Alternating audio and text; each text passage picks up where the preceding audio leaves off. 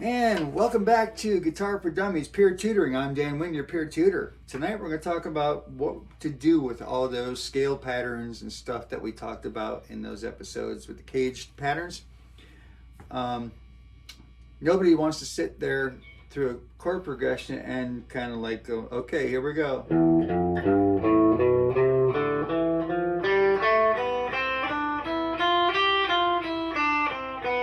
Etc.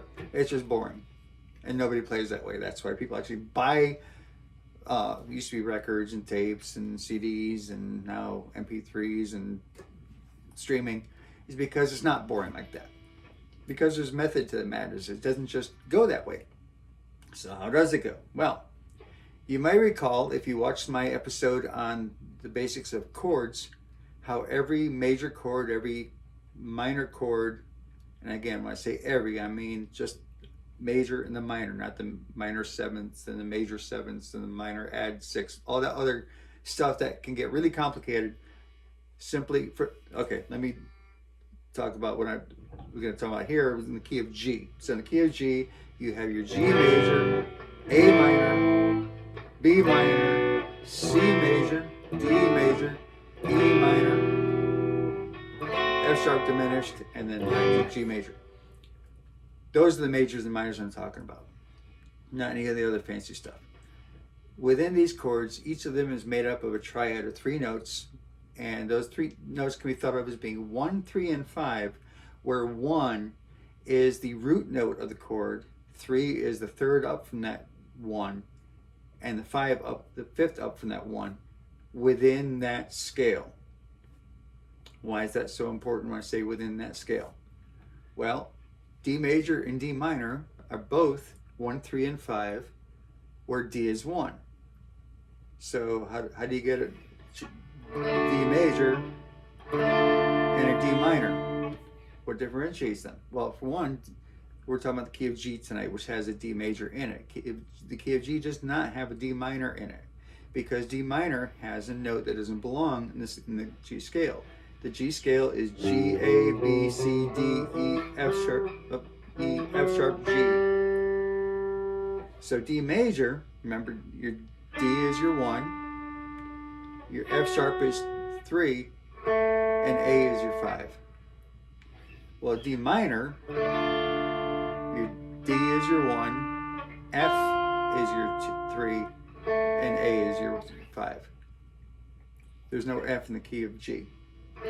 So 1, 3, and 5, where the root is, where D is 1, gives you a D major in the key of G. Okay. Why is that important? Well, I'm going to play for you I recorded a simple chord progression, and I'm going to play over that. Oops, hold on one second. Here we go.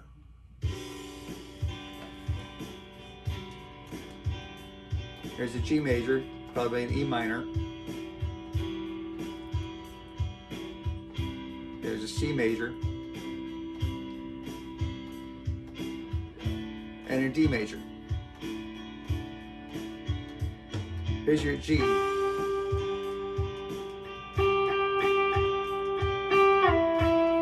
Here's your E. Here's a C major. Your C.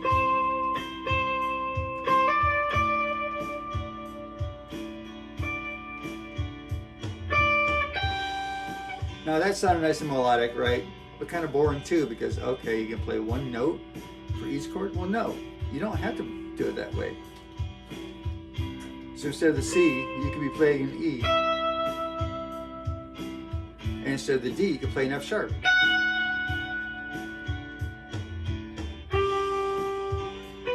I can play a B instead of the G. I could play a G for that E minor. I could play a G for the C. I could play an A for the D. But again, you're not going to play just one note and hold it there for the whole thing. Now, we know there's more notes that we're not playing during that state. Like that wasn't just playing now during that G. Wait for it to come around again. I'll play all the notes that aren't in the key, aren't in the G chord.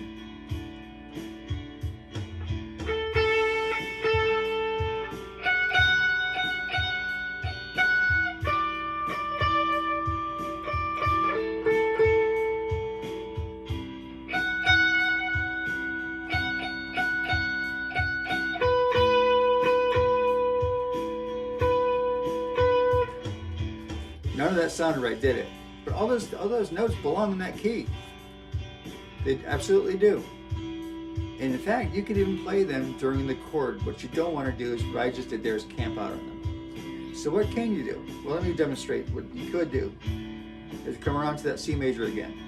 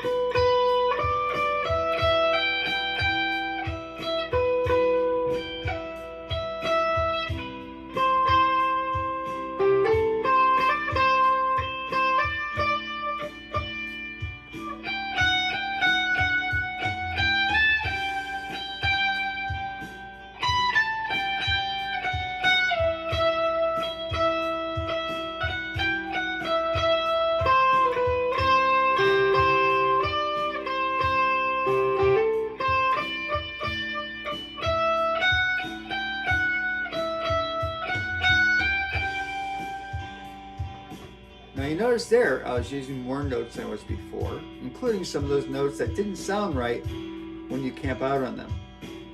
So that you could think of these notes as there are some, again, completely ripping off the Guitar Mastery Method channel, and I'm going to include a link in the notes here to that website. But some of these notes are what you might call home notes, where you're at home during that chord, and some you're just passing through. So during that G chord, you're at home on the G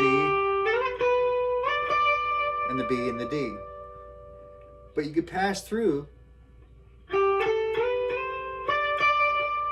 So here's that G, passing through the A, at home on the B, passing through the C, at home on the D, come back up to the G at home. Oops. Yeah, pay attention. You're home in the G, you're kind of passing through the F sharp and the E, and you're home again on the D. And then when you come around to the E minor, which is a B, an E, a B, and a G.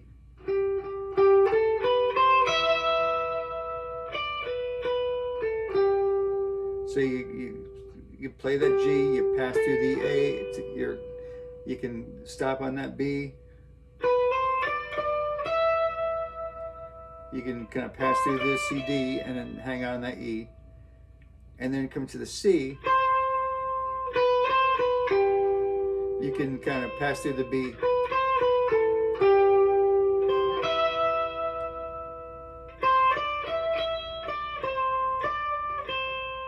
You can pass through that D on the way to E and back on the way back to C.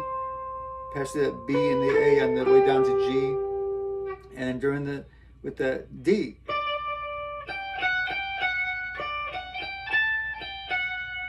you can kind of pass through the G on the way up to A. You can pass through the E on the way back to a D. And it just works. And that's how you would play through to a song. You would pick through the notes in that chord, as well as the notes around those notes, but you would focus and settle more on the notes in the chord and just kind of move along through the notes in between the chords, all within that key. So I'll do that one more time, demonstrate what that would look like, and we'll move on. Here we go. Over here. Here's your G.